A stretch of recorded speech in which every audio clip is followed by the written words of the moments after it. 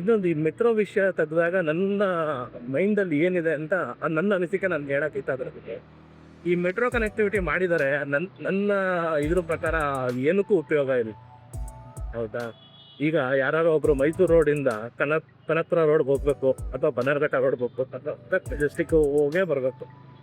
For example ನಾನು ತಲಘಟ್ಪುರದಿಂದ ಮೈಸೂರು ರೋಡ್ಗೆ ಬರ್ಬೇಕಂತಂದ್ರೆ distance ತಲಘಟ್ಪುರದಿಂದ Mysuru ರೋಡ್ಗೆ ಇರೋದು 8 ಕಿಲೋಮೀಟರ್. 8 ಇಲ್ಲ, ಕಮ್ಮಿನೇ ಇರೋದು. 7 ಕಿಲೋಮೀಟರ್ ಅಂತ ಅನ್ಕೊಳ್ಳಿ ಅಪ್ರಾಕ್ಸಿಮೇಟ್ ಆಗಿ. 8 ಕಿಲೋಮೀಟರ್ ಟ್ರಾವೆಲ್ ಮಾಡೋದಕ್ಕೆ ಅಲ್ಲಿಂದ ಆಗೋದು ಕೇವಲ 20 ನಿಮಿಷ. 20 ನಿಮಿಷದಿಂದ 15ರಿಂದ 20 ನಿಮಿಷದಲ್ಲಿ ತಲಘಟ್ಪುರದಿಂದ ಮೈಸೂರು ರೋಡ್ ಬರಬೇಕು. ಉತ್ತರಳ್ಳಿ ರೋಡಲ್ಲಾದರೂ ಬನ್ನಿ ಅಥವಾ ಕುರಳ್ಳಿ ಫಾರೆಸ್ಟ್ ದುಡ್ಡಲ್ಲಾದರೂ ಬನ್ನಿ. ಟ್ರಾಫಿಕ್ ಏನು ಹಾಕೊಂಡಿರಲ್ಲ. ಓಕೆ ಆಯ್ತಲ್ವಾ? ಅದೇ ದುಡ್ಡು ನಾವು ಅದೇ ಮೆಟ್ರೋಲ್ ಬರ್ತೀವಿ ಅಂತಂದರೆ ಕಲಘಟ್ಪುರದಿಂದ ಮೆಜೆಸ್ಟಿಕ್ಗೆ ಹೋಗಿ ಮೆಜೆಸ್ಟಿಕ್ಕಿಂದ ಇನ್ನೊಂದು ಟ್ರೈನ್ ಹತ್ತಿ ಮತ್ತೆ ಈ ಕಡೆ ಮೈಸೂರು ರೋಡಿಗೆ ಬರ್ಬೇಕು. 1.25 ಗಂಟೆ 1.5 ಗಂಟೆ ಟೈಮ್ ಬೇಕು. ಮೆಟ್ರೋಯಿಂದ ಪ್ರಯೋಜನ ಏನು ಆ ಥರ ಟ್ರಾವೆಲ್ ಮಾಡೋಂಗಿದ್ರೆ? ಈಗ ಈ ಎಂಡ್ ಪಾಯಿಂಟ್ ಏನಿದೆ ಮೈಸೂರು ರೋಡಿಂದ, ಈಗ ಮೆಜೆಸ್ಟಿಕ್ಕಿಂದ ಮೆಟ್ರೋ ಸ್ಟಾರ್ಟ್ ಆದರೆ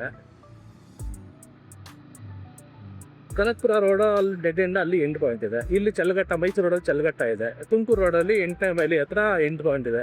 ಅಟ್ಲೀಸ್ಟ್ ಆ ಎಂಡ್ ಪಾಯಿಂಟ್ಗಳನ್ನಾದರೂ ಕನೆಕ್ಟ್ ಮಾಡ್ಬೋದಲ್ವ? ಇಂಟರ್ ಕನೆಕ್ಟ್ ಮಾಡಿದ್ರೆ ಅಟ್ಲೀಸ್ಟ್ ಓಡಾಡೋರ್ಗಾದರೂ ಅನುಕೂಲ.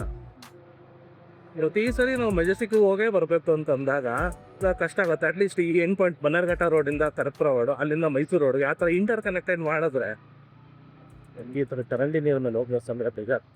ಗೊತ್ತಾ? ಆ ಗಾಡಿ ಬೇರೆ. ಬೆಂಗಳೂರು ಅಂದ್ರೆ ಇದೇ ಜೀವನ ಗೊತ್ತಿ. ಅವ್ರದ್ದು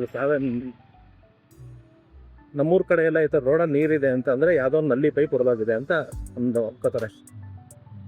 ಆಯಿತಾ? ಹೌದು, ಗೊತ್ತಾಗೆ. ಅಲ್ಲೇ ಎಲ್ಲ ಇದು ಈ ಥರ ಡ್ರೈನೇಜ್ ಬ್ಲಾಕ್ ಆಗೋ ಅಂಥದ್ದೇ ನೋಡಿಲ್ಲ ನಾನು. ಲೈಫಲ್ಲೇ ನೋಡಿರೋದಿಲ್ಲ. ಎಲ್ಲ ಬೆಂಗಳೂರಲ್ಲಿ ಹೊಸದು.